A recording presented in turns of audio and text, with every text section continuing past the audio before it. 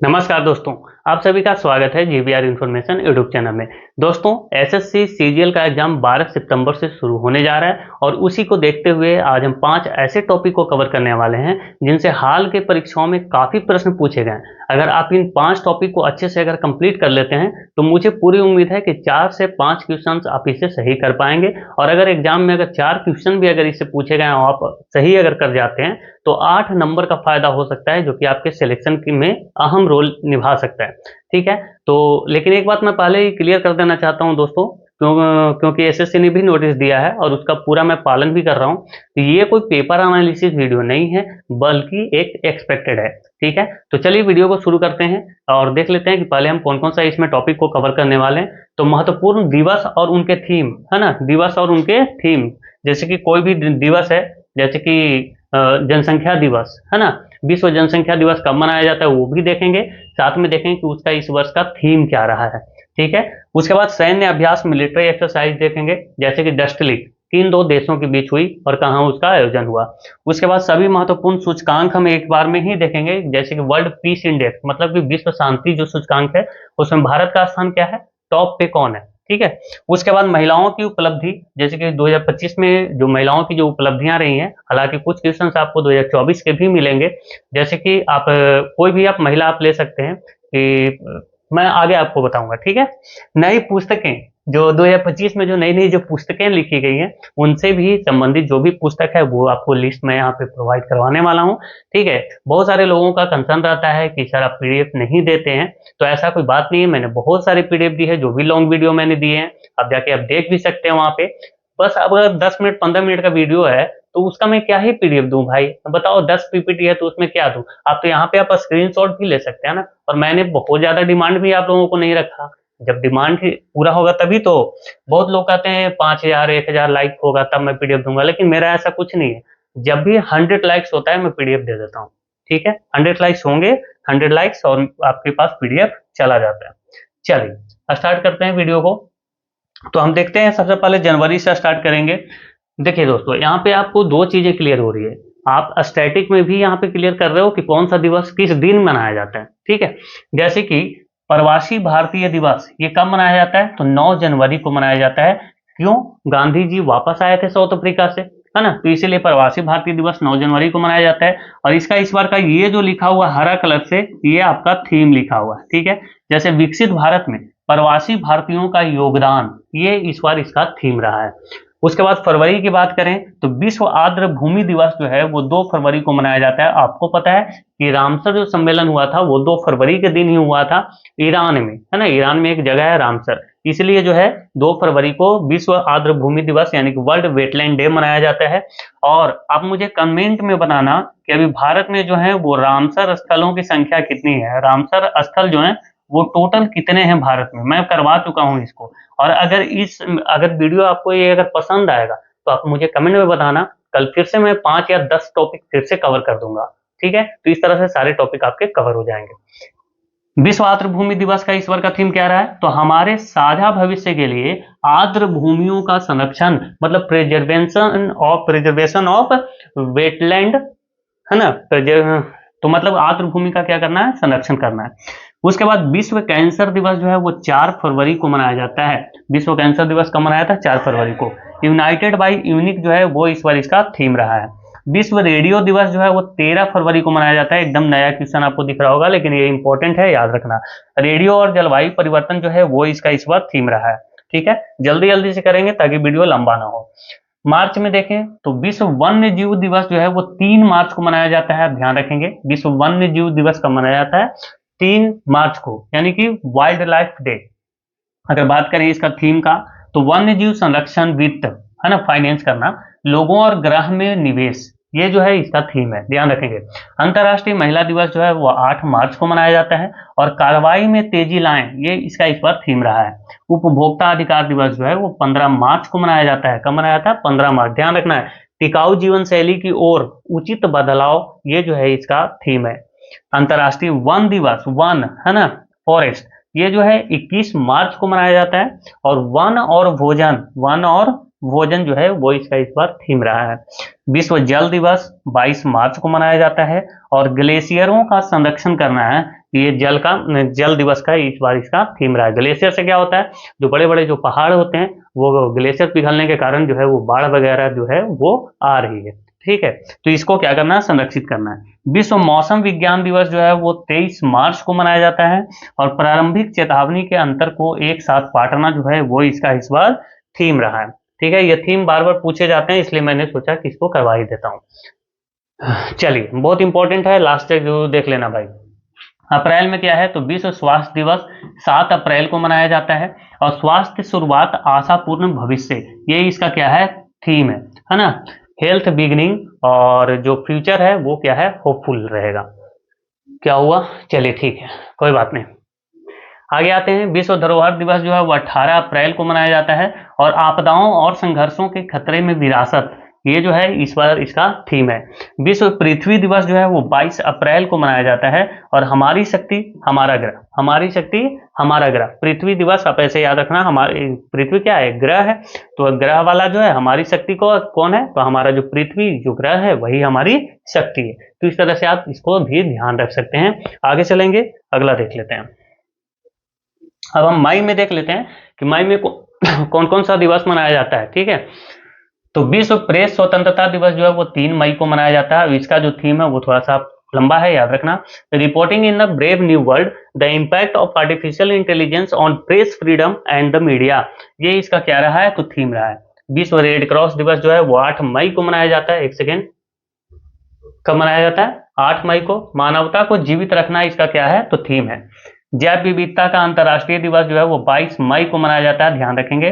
प्रकृति के साथ सामंजस्य और सतत विकास इसका क्या रहा है, तो थीम रहा है। विश्व तंबाकू विरोधी दिवस जो है वो 31 मई को मनाया जाता है। उज्जवल उत्पाद, काले इरादे, अपील का पर्दाफाश, अपील का पर्दाफाश, ये जो है उसका थीम है, तो ध्यान रखेंगे ये भी। ठीक है, आगे चल लेते हैं। जून में क्या मनाया जाता है, तो विश्व पर्यावरण दिवस जो है वो 5 जून को मनाया जाता है। प्लास्टिक प्रदूषण को हराओ, प्लास्टिक प्रदूषण को हराओ, इसका इस बार थीम रहा है, क्योंकि कहीं ना कहीं प्लास्टिक ऐसा चीज है जो कि जल्दी क्या होता है, वो गलता नहीं है, तो इससे बहुत ज्यादा प्रदूषण फैलता है। विश्व रक्तदान दिवस जो है वो 14 जून को मनाया जाता है। मैंने बताया था, कार्ल लैंडस्टीनर के जन्म दिवस के अवसर पर यह मनाया जाता है। रक्त दें, आशा दें, साथ मिलकर हम जीवन बचाते हैं, ये इसका थीम है।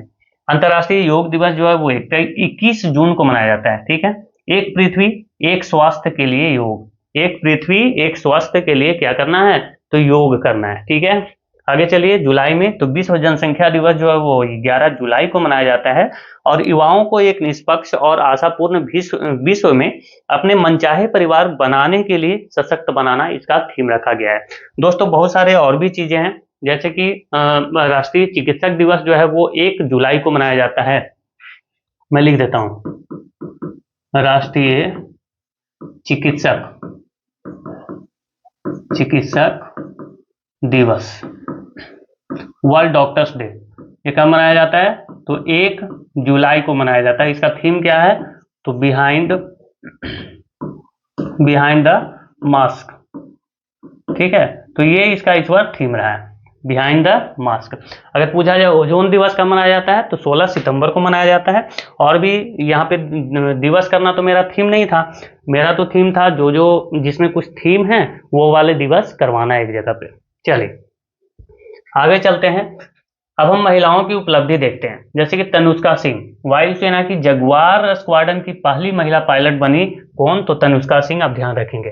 ठीक है, आरती सरीन की बात करें तो सशस्त्र बल चिकित्सा सेवा की पहली महिला डायरेक्टर जनरल बनी है, कौन, तो आरती सरीन। साधना सक्सेना नायर की बात करें तो आर्मी मेडिकल सर्विसेज की पहली महिला डायरेक्टर जनरल बनी थी। ठीक है, उसी तरीके से गीतिका कौल जो है सियाचिन ग्लेशियर में तैनात होने वाली पहली महिला चिकित्सा अधिकारी बनी है। ठीक है, तो ये भी ध्यान रखेंगे। दिव्या शर्मा की उपलब्धि क्या रही है, तो नौसेना की पहली महिला फ्लाइंग इंस्ट्रक्टर बनी थी दिव्या शर्मा। शिवा चौहान की बात करें तो सियाचिन में तैनात होने वाली पहली महिला ये रही है, कौन, तो शिवा चौहान। लेकिन यहाँ पे कंफ्यूजन नहीं होना है, गीतिका कौल जो है ना वो चिकित्सा अधिकारी है, गीतिका कौल कौन है, चिकित्सा अधिकारी, जबकि शिवा चौहान जो है वो एक सैनिक है। भारतीय नौसेना की पहली महिला फाइटर पायलट कौन बनी, तो आस्था पुनिया, ध्यान रखेंगे। उसके बाद सीआरपीएफ की पहली महिला प्रमुख कौन बनी, तो सोनाली मिश्रा। स्मृति मंधाना की उपलब्धि क्या है? तो तीनों अंतर्राष्ट्रीय प्रारूपों में शतक लगाने वाली पहली भारतीय महिला, मतलब T20 में, वनडे में और टेस्ट में, तीनों प्रारूप में शतक लगाने वाली पहली भारतीय महिला है। अवनी लेखरा की बात करें तो 2 पैरा ओलंपिक स्वर्ण पदक जीतने वाली पहली भारतीय महिला है। पैरा ओलंपिक में इन्होंने कितना? तो 2 स्वर्ण पदक जीते, 21 में और 24 में। ठीक है, मैं 21 बोल रहा हूं तो कंफ्यूजन मत रखना, क्योंकि 20 वाला 21 में ही हुआ था कोरोना के कारण, पता है ना। चलिए, अनामिका बी राजीव की बात करें तो भारतीय नौसेना की पहली महिला हेलीकॉप्टर पायलट बनी थी अनामिका बी राजीव। काम्या कार्तिकेयन कौन है? तो माउंट एवरेस्ट पर चढ़ने वाली सबसे कम उम्र के भारतीय महिला कौन बनी? तो काम्या कार्तिकेयन। ज्योति रात्रे की बात करें तो एवरेस्ट को फतह करने वाली सबसे उम्र दराज, 55 साल की उम्र हो गई थी इनकी, है ना, उम्र दराज भारतीय महिला। और काम्या कार्तिकेयन की उम्र जो है मात्र 16 ईयर थी, 16 साल। पीटी उषा की बात करें तो भारतीय ओलंपिक संघ की पहली महिला अध्यक्ष हैं ये। ठीक है, कौन? तो पीटी उषा। राष्ट्रीय महिला आयोग की, अच्छा, इंटरनेशनल ओलंपिक संघ की भी पहली महिला अध्यक्ष बनी है, बताना अभी कमेंट में। वैसे मैं यहाँ पे लेकर भी आया हूँ, यहाँ पे लिखा, ये तो यहीं पे है भाई। राष्ट्रीय महिला आयोग की नई अध्यक्ष कौन बनी? तो विजया किशोर रहाटकर। उसी तरीके से देखें तो इंटरनेशनल ओलंपिक कमेटी, है ना, अंतर्राष्ट्रीय ओलंपिक कमेटी की पहली महिला अध्यक्ष बनी क्रिस्टी कॉवेंट्री, जो कि जिम्बाब्वे की हैं। वर्ल्ड ट्रेड ऑर्गेनाइजेशन WTO की पहली महिला हेड बनी नगोजी ओकोंजो, है ना, जो कि नाइजीरिया की है। पहली महिला विधि सचिव बनी है अंजू राठी राणा। और CSIR की पहली महिला चीफ बनी नलथम्बी कलाई सेल्वी। ठीक है, तो इतना आपको ध्यान रखना है। अगर एक दो नाम और मैं बताऊं तो एक आती है प्रीति रजक। और प्रीति रजक कौन है? तो भारतीय सेना की जो है पहली महिला सूबेदार, पहली महिला सूबेदार। ठीक है, पहली महिला सूबेदार, ये कौन है? तो प्रीति रजक। प्रीति रजक, ध्यान रखेंगे। भारतीय सेना की पहली महिला सूबेदार कौन है? तो प्रीति रजक। अच्छा, और एक जया वर्मा सिन्हा भी है, जया वर्मा सिन्हा, ये भी याद रखो। जया जया वर्मा सिन्हा, ये भी याद रखना। तो ये कौन है? तो ये जो है रेलवे बोर्ड की पहली महिला, रेलवे बोर्ड की पहली महिला जो चेयरपर्सन है या फिर CEO हैं, ये बनाए गए थे कौन? तो जया वर्मा सिन्हा। तो ये महिलाओं की उपलब्धि हो गई। अब हम आगे चलेंगे। हमारा तीसरा टॉपिक है सैन्य अभ्यास, मिलिट्री एक्सरसाइज, और इसमें बहुत सारे अपडेट किए गए हैं मेरे द्वारा, तो जरूर आप देखिए। डस्टलिक, इंडिया और उज्बेकिस्तान के द्वारा ये जो है युद्धाभ्यास किया जाता है दोनों देशों के साथ। दोनों देश जो हैं वो करते हैं इस अभ्यास को, डस्टलिक को, इंडिया और उज्बेकिस्तान मिलकर। इस बार इसका आयोजन कहाँ हुआ? तो पुणे में। सिम्बैक्स जो है इंडिया और कंबोडिया के बीच होता है, जो कि इस बार आयोजन कहाँ हुआ था? पुणे में। ये सिम्बैक्स जो है C वाला है, तो C से कंबोडिया पे याद रखना। एक और का सिम्बैक्स आता है यहाँ पे S वाला, जो कि सिंगापुर के साथ होता है, तो ये याद रखना कि विशाखापट्टनम में हुआ है। ठीक है, ध्यान रखेंगे। अग्नि वॉरियर, है ना, अग्नि वॉरियर जो है इंडिया और सिंगापुर के बीच होता है, देवलाली महाराष्ट्र में इस बार इसका आयोजन हुआ, और ये काफी इंपॉर्टेंट है, ध्यान रखेंगे। पूर्वी प्रहार जो है वो तीनों सेनाओं कहने का मतलब है थल सेना, नौसेना और वायु सेना मिलकर के करती हैं, और इस बार इसका आयोजन कहाँ हुआ? अरुणाचल प्रदेश में। पूर्वी लहर जो है भारतीय सेना द्वारा किया जाता है, भारत के पूर्वी समुद्री तट पर इसका आयोजन किया गया। संयुक्त विमोचन का आयोजन जो है वो भारतीय सेना करती है, इस बार इसका आयोजन कहाँ हुआ? अहमदाबाद में। देखिए, अगर मैं चाहूं तो एक एक क्वेश्चन भी दे सकता था, और वो काफी लंबा भी वीडियो होता है। इस तरह से देने का मतलब ये नहीं है भाई कि आप वीडियो को ना देखें, ठीक है, काफी मेहनत लगता है, तो वीडियो को प्लीज आप देखा करें। ये नहीं कि बस आया स्क्रीनशॉट लिए और आगे बढ़ गए। क्या होता है कि वैसे वीडियो आप देख लो ना, कि इतना मेहनत करने के बाद भी, कल मैंने एक वीडियो दिया अवार्ड वाला, जो कि काफी इंपॉर्टेंट है, और उसमें देख रहा हूँ कि भाई 40 लोग और 50 लोग देख रहे हो, वो भी एवरेज व्यू ड्यूरेशन कितना है? तो 2 मिनट 2.5 मिनट। कैसे होगा भाई? और सिर्फ क्या लोग कमेंट करते हैं कि PDF चाहिए। भाई मैं PDF कैसे दूं भाई? आप खुद ही आप सोचो ना, कि इस तरह के जो भी कंटेंट है वो रेडी करने में मुझे पूरे 1 दिन लग जाते हैं, 1 दिन लग जाते हैं इस 10 मिनट और 20 मिनट की वीडियो रेडी करने में, और आप बोलते हैं कि PDF ही चाहिए। कैसे दें बताओ? सेटिस्फैक्शन तो मिल नहीं रहा। रेप रिस्क की बात करें तो ICG यानी इंडियन कोस्ट गार्ड के द्वारा आयोजन किया जाता है, कोची केरला में इस बार इसका आयोजन हुआ। ठीक है, सिम्बेक्स मैंने बता दिया। ऑस्ट्रा हिंद, देखो ऑस्ट्रेलिया इसमें छिपा हुआ है और इंडिया भी छिपा हुआ है, तो ऑस्ट्रेलिया और इंडिया के बीच होता है। इस बार इसका आयोजन कहाँ हुआ, तो पुणे में। तरंग शक्ति मल्टीनेशनल एयर एक्सरसाइज है, मतलब कि इसमें बहुत सारे देश भाग लेते हैं, और इस बार इसका आयोजन कहाँ हुआ, तो इंडिया में हुआ था। मित्र शक्ति जो है इंडिया और श्रीलंका के बीच किया जाता है, इस बार इसका आयोजन भारत में हुआ था। और काजिंद याद रखना भारत और कजाकिस्तान के बीच होता है। ओली उत्तराखंड में इसका आयोजन हुआ था इस बार। ठीक है, चलिए आइए यहाँ साइक्लोन, ये दोनों देखो ये याद रखेंगे, एक है साइक्लोन, एक है डेजर्ट साइक्लोन। साइक्लोन जो है इंडिया और इजिप्ट के बीच होता है, जो कि राजस्थान में हुआ। हालांकि दोनों साइक्लोन वाला जो है वो राजस्थान में ही हुआ है, ठीक है, लेकिन साइक्लोन जो है इंडिया और इजिप्ट के बीच होता है, जबकि डेजर्ट साइक्लोन इंडिया और यूएई के बीच होता है। ठीक है, यूनाइटेड अरब अमीरात के बीच। मालाबार की बात करें तो क्वाड देश, क्वाड कहने का मतलब इसमें 4 देश हैं, भारत, अमेरिका, जापान और ऑस्ट्रेलिया। क्वाड का जो समिट है ये कहाँ हुआ था, आप मुझे कमेंट में जरूर बताना। क्वाड समिट 2024 कहाँ हुआ, 2025 वाला कहाँ होने वाला है, अभी इस पे पता नहीं ये होगा कि नहीं होगा। ठीक है, ये अभी कंफर्म नहीं है, लेकिन ये अभी शेड्यूल जो है वो कहाँ है ये आप जरूर लिखना। देखो खंजर, खंजर जो है इंडिया और किर्गिस्तान के बीच होता है, बिश्केक किर्गिस्तान में इसका आयोजन हुआ। इक्वेरिन जो है इंडिया और मालदीव के बीच किया जाता है, मालदीव में इसका आयोजन हुआ है इस बार। देखो मैंने पहले जितने भी भारत में हुए हैं वो मैंने लाइन से लिख दिए, अब यहाँ पे जो बाहर हुए हैं भारत के बाहर वो यहाँ पे है। ठीक है, होपेक जो है इंडिया और इजिप्ट के बीच होता है, इस बार इसका आयोजन कहाँ हुआ, इजिप्ट में। और इजिप्ट के साथ आप ये भी याद रखना साइक्लोन। ठीक है, नोमेडिक एलिफेंट जो है इंडिया और मंगोलिया के बीच होता है, उलान बटोर मंगोलिया में इस बार इसका आयोजन हुआ है। सूर्य किरण जो है इंडिया और नेपाल के बीच होता है, इस बार आयोजन इसका कहाँ हुआ, नेपाल में। अभी नेपाल में आप देख ही रहे हो पूरा वहां पे तख्ता पलट हो चुका है ना। चलिए मैत्री, स्टूडेंट पावर दिखाया वहां के लोगों ने। ठीक है, स्टूडेंट पावर दिखाया है। India plus Thailand, India plus Thailand के बीच होता है, इस बार जाना कहाँ हुआ इसका, तो थाईलैंड में। अजय योद्धा याद रखेंगे इंडिया और ब्रिटेन के बीच होता है, इस बार इसका आयोजन कहाँ हुआ, तो ब्रिटेन में। अल नजा, ये याद रखना इंपॉर्टेंट है, अल नजा इंडिया और ओमान के बीच इसका आयोजन होता है, इस बार आयोजन कहाँ हुआ है, तो ओमान में। ठीक है, एक और याद रखना संप्रीति।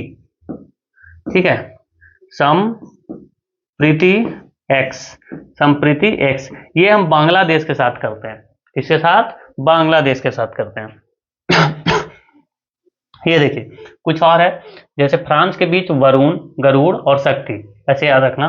फ्रांस के साथ हम वरुण, गरुड़ और शक्ति, और एक और यहाँ पे याद रखना फ्रिंज। कौन सा, फ्रिंज, जो कि थल सेना के द्वारा आयोजित किया जाता है, फ्रिंज भी और शक्ति भी। वायुसेना के द्वारा गरुड़ और नौसेना के द्वारा वरुण। इंडोनेशिया के साथ हम समुद्र शक्ति और गरुड़ शक्ति करते हैं, यहाँ पे सिर्फ गरुड़ है, यहाँ गरुड़ शक्ति है। ठीक है, आगे चले तो अमेरिका के साथ हम जो सैन्य अभ्यास है वो करते हैं, युद्धाभ्यास और तर्कस, तर्कस आपको ध्यान रखना है। ठीक है जी, उसी तरह से वज्र प्रहार ये विशेष बलों द्वारा किया जाता है, कोप इंडिया वायुसेना के द्वारा किया जाता है। जापान की बात करें तो जिमेक्स और धर्मा गार्जियन, जिमेक्स और धर्मा गार्जियन।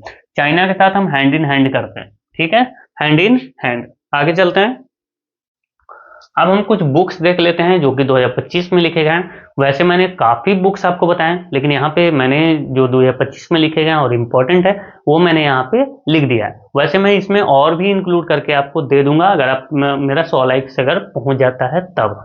आगे अंबेडकर अ लाइफ, ये शशि थरूर जी के द्वारा लिखा गया पुस्तक है। लाइफ ऑन मार्स मतलब कि मंगल पे जीवन, है ना। कलेक्टेड स्टोरी जो है ये निमिता गोखले के द्वारा लिखा गया है। हार्टलैंड, और ये पुस्तक काफी इंपॉर्टेंट है। इंटरनेशनल जो बुकर अवार्ड है, इंटरनेशनल बुकर अवार्ड जो है वो इसी पुस्तक को मिला है। बानू मुश्ताक की पुस्तक है, पहली कन्नड़ पुस्तक है। दीपा भास्ती इसके ट्रांसलेटर रहे हैं, है ना। आई एम, यहाँ पे ध्यान रखना है, ये दोनों मैंने इसलिए एक जगह लिखे हैं ताकि आपको कंफ्यूजन ना हो। आई एम एक पुस्तक है जो कि गोपी चंद हिंदुजा के द्वारा लिखा गया। I am a soldiers wife, ये गीतिका लीडर के द्वारा लिखा गया। ठीक है जी, आगे चलिए। दिया सलाई एक पुस्तक है, कैलाश सत्यार्थी की ये आत्मकथा है। सशक्त भारत जो है राजनाथ सिंह ने ये रक्षा मंत्रालय की जो द्विवार्षिकी हिंदी पत्रिका है उसको लॉन्च किया है, ये कोई बुक नहीं है। ठीक है, ध्यान रखेंगे। जादूनामा एक पुस्तक है, अरविंद मंडलोई द्वारा लिखा गया। पर्वत शिरोमणि भगत सिंह कोश्यारी, मदन मोहन सती के द्वारा लिखा गया। How India scaled empty G20, ये ध्यान रखेंगे, अमिताभ कांत ने इसको लिखा है। ठीक है। Eminent distortion twist and truth, ये उत्पल कुमार के द्वारा लिखा गया। The new icon Savarkar and the facts, ये लिखा है अरुण शौरी ने। किसने? अरुण शौरी ने। अब यहाँ पे देखो थोड़ा सा और देखेंगे, जैसे ये इंपॉर्टेंट है, ठीक है। Prime minister's office through the year, ये हिमांशु राय ने लिखा है। उसी तरह से India at the rate 2047 leading the global economic order, ठीक है। 2047 तक जो भारत है वो ग्लोबल इकोनॉमिक का क्या होगा कि लीड कर रहा होगा। ये जो पुस्तक है डॉक्टर एसपी शर्मा के द्वारा लिखा गया। Indira Gandhi and the year that transfer India, transfer होना चाहिए, ठीक है, श्रीनाथ राघवन के द्वारा लिखा गया। जनता की कहानी मेरी आत्मकथा, जनता की कहानी जो है मेरी आत्मकथा लिखा गया भंडारू दत्तात्रेय के द्वारा। Ramanujan journey of a great mathematician जो है ये पुस्तक जो है अरुण सिंघल और देवेंद्र कुमार शर्मा के द्वारा लिखा गया।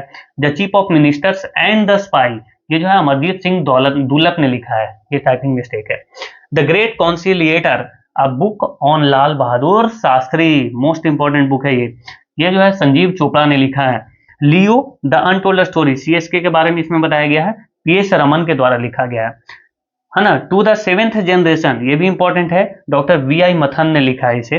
The life and contribution of the women members of the constituent assembly, ये जो है सपना शर्मा के द्वारा लिखा गया है। बताने का मतलब है कि जो कॉन्स्टिट्यूएंट असेंबली थी, जो संविधान सभा थी, उसमें जो महिला जो सदस्य थी उनकी जीवन और उनका योगदान के बारे में इस पुस्तक में लिखा गया।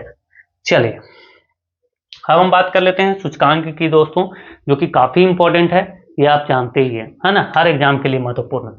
हेनले पासपोर्ट इंडेक्स में भारत का स्थान 77वां है, हालांकि 2024 में ये जो स्थान है वो 85वां था, ठीक है। टॉप पे कौन है? तो सिंगापुर, मतलब सिंगापुर का जो पासपोर्ट है वो सबसे ज्यादा शक्तिशाली है। साइबर क्राइम इंडेक्स में 10वां स्थान है भारत का, टॉप पे कौन है? तो Russia. Sustainable development goal index 2025 में 99वां स्थान भारत को प्राप्त हुआ, जबकि फिनलैंड को टॉप स्थान मिला। करप्शन परसेप्शन इंडेक्स 2023 का बात है, इसमें उसके बाद हुआ नहीं है, तो 96वां स्थान पे है, टॉप पे है डेनमार्क।